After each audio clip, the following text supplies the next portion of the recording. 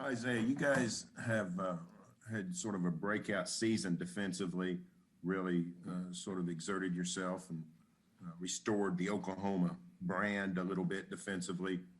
Considering all those things, are you glad you got matched up in a bowl game with such a high-powered offense? We watched Florida score 46 on Alabama the other night and playmakers all over the field. Are you glad you've got that kind of a challenge here in the bowl game next week? Yeah, we're glad to take on any challenge with any team we face, but with a high-powered offense like Florida, it'll really give us that challenge to see to give us a real feel of what our defense is really made of, and see what players are willing to step up in a big-time game like this. So, yeah, I'm excited for the challenge. You know, Florida has a great offense, great quarterback, as we all know, great weapons along with him. So, yeah, we're excited for this challenge, and our defensive culture that we brought back is definitely exciting to see. So I'm ready for it. All right, Isaiah, we got several questions in the queue here, so we're going to try to get to as many as we can. Next one is from Ryan Aber. Ryan, go ahead. Yeah, Isaiah, I wanted to ask you about Perrion Winfrey. We saw some of the things that he could do the other day in the Big 12 title game.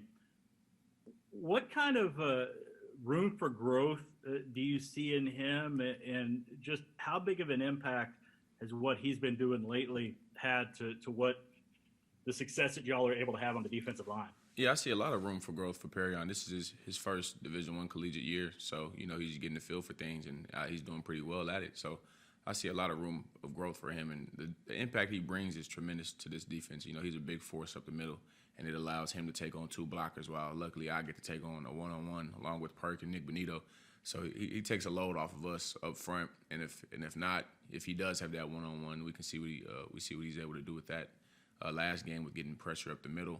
So I see a lot of room for growth in him as well, but I see a big impact player that he is too, along with that, and that's scary to think of how good he is now, to knowing how much better he can be. Thanks, Isaiah. All right, our next question is going to come from Ryan Chapman. Go ahead, Ryan. Hey, Isaiah, I know last year, heading into the college football playoff, there were some, other factors of guy missing the game, stuff like that. It didn't go how you wanted. We've already kind of mentioned how Florida is such an explosive offense. Does the defense see this as an opportunity to maybe get some more validation on the national stage, in year two? Yeah, I think so.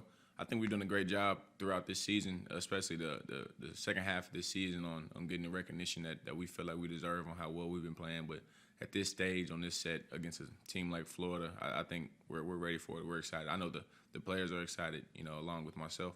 So, yeah, I can definitely speak for them when I say that they're excited for this opportunity and for this challenge, and at this stage to play back at the AT&T Stadium on a college collegiate stance like this. So, yeah, I say they're excited.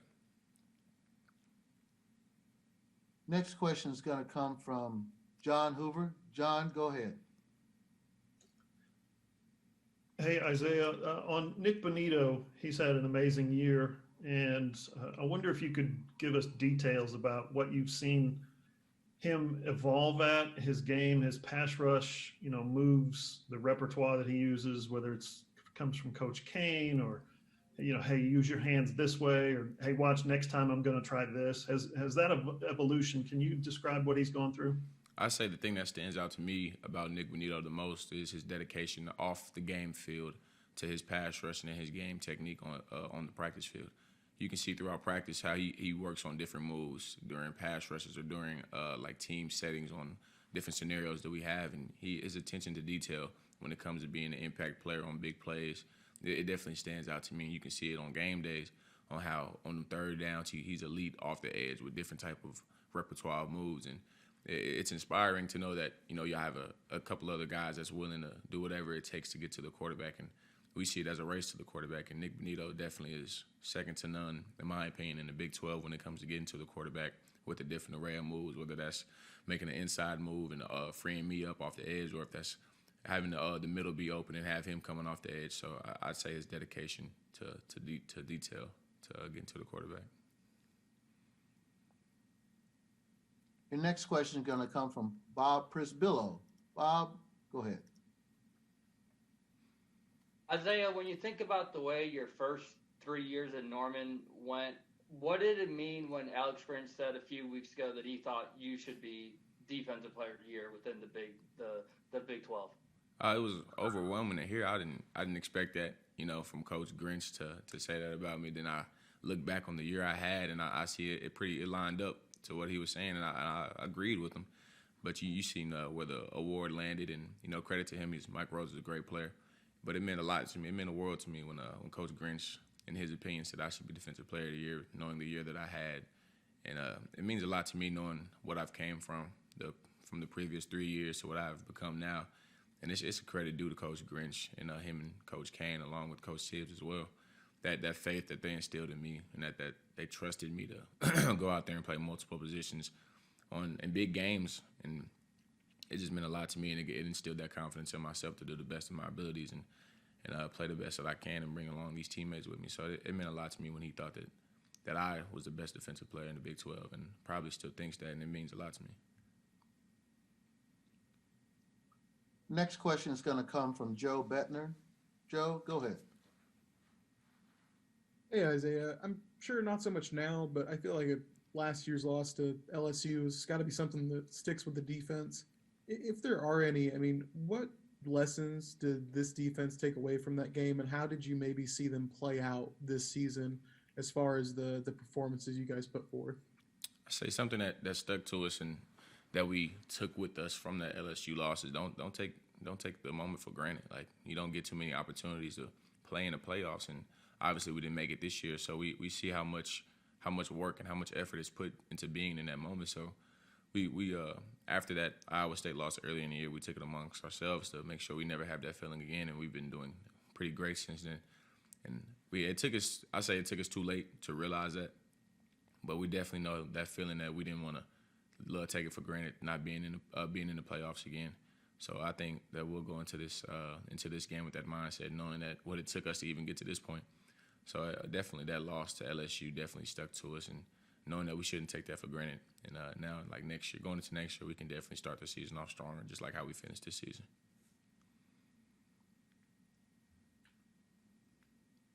All right, your next question is going to come from Jason Kersey.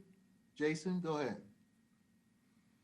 Hey, Isaiah, I'm wondering, now that you've had a season and you've talked a lot about the struggles of your first 3 years, do you see yourself now as sort of an example for people, I don't know, like Reggie Grimes, some of the young guys who may be experiencing some of the same feelings you had? Almost definitely, 100%, no doubt, because I know how it feels to be that freshman or sophomore and not getting the reps that you want or not being as productive as you want. And I'm a walking testimony is that you just got to be patient and dedicate yourself to the grind and trust yourself and trust what these coaches have planned for you and planned for this defense.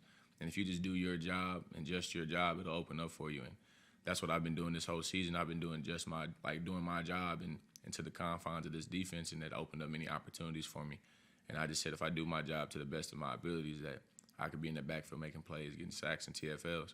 And it's definitely worked out in my favor. So I definitely know I'm a walking example of that guy who was down on himself the first couple of years, but just stuck to the process, believed in himself, trusted the ones that are giving him good information and good feedback, and definitely prevailed through the adversity. We have about 4 more minutes with Isaiah. If you have a question, make sure you use the raise hand function. Our next one is going to come from Keegan Raynaud. Keegan, go ahead. Isaiah, I know I've asked you about this before, but just sliding inside, sliding outside, this entire season, you don't really know what your job's going to be until you show up that Monday. What has that been like? I know Alex Grinch has talked about it ad nauseum, that your ability to move inside, outside, how much that helps this defense, but just not knowing what's going to happen each week, does that change anything for you? Does it make things difficult in terms of how you're trying to develop as a player? What is that? What has it been like? No, I'd say it make things interesting for me. I think it opens up opportunities because I get to play different type of linemen, at different positions each week. Because at some point during the game, I'm gonna go against each and every one of the offensive linemen, and not every defensive lineman in the country can say that they go against every offensive lineman during the game. And I see that as an opportunity to show that I can play interior and on the edge. And I think it's great for myself to develop as a player. I think it gives me the opportunity to show that I can be strong inside, hold a gap, make plays inside like I did earlier in the Big 12 championship, and also rush along the edge and hold a point and bring pressure to the quarterback and make plays. So I think it's interesting. It's exciting knowing what's going to happen in that Monday meeting, knowing where I'm going to be at, seeing what's new or seeing if it's going to stay the same. I think it's pretty exciting and pretty fun. I like how these coaches move me around, and it shows that they trust me and that they got faith in me and that they believe in what I can do. Thanks, Isaiah. Yes, sir. If you have a question for Isaiah, please use the raise hand function and get a question. Isaiah, while we wait on that question, actually, we have a follow-up from Keegan. So hold on. Here we go. Yeah, just along those same lines, just with the NFL and projecting towards whatever, obviously I know you have decisions coming up, this and that, but the fact that you have been able to show that you can play inside and play outside, how much do you think that's going to help you come whenever that process comes? Tremendously. I think it shows value in what I can do, and I think that shows a lot of, I think it opens up a lot of doors for me in that next level. And I think coaches and GMs can see that, and it gives me flexibility on where I could be picked up at. So I think that opens up a lot of opportunities for me, and I'm grateful for them because not many people are able to play inside and outside, going into each week, not knowing where they're going to be at, facing different types of people at different positions. So I think it's exciting to know that I can play these positions, and it opens up many doors and opportunities, and seeing different NFL players such as Aaron Donald himself playing inside, outside. And I'm not saying I compare myself to him, but that's just an example that I can think of somebody that can do both, and I think that opens up many doors for me. Thanks, Isaiah. We have time for a couple more questions, so if you have one, raise your hand now. We'll make sure to get to you.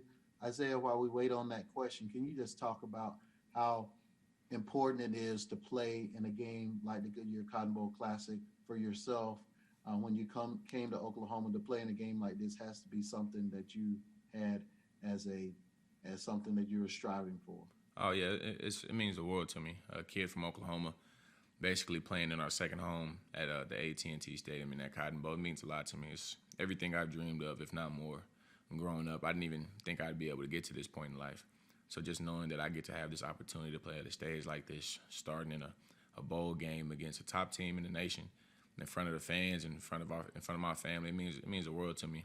Especially with the year that I've had, I just want to add to that story, be productive, stand out amongst everybody, and be the best that I can be. And it means the world to me because knowing, like I said, where I've came from to be in this position now, knowing that I'm a leader on this team and players look up to me, it means a lot that I'm in this position playing in this game, and it's everything I could have ever hoped for.